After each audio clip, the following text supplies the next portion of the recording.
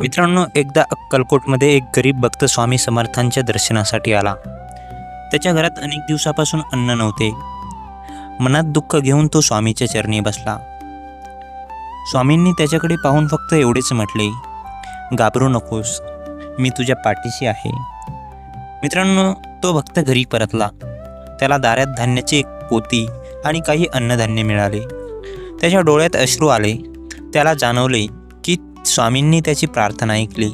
मित्रांनो, तो स्वामींच्या चरणी नतमस्तक झाला आणि म्हणाला, स्वामी, माझ्याकडे काहीच नव्हते, पण तुमचा विश्वास होता. मित्रांनो, तेव्हापासून त्या भक्ताची स्वामीवर प्रचंड भक्ती वाढली आणि तो भक्त रोज एकच मंत्र म्हणू लागला, श्री स्वामी समर्थ.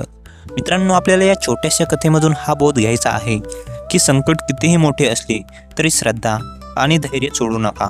स्वामी समर्थावरील भक्ती मनाला आधार देते.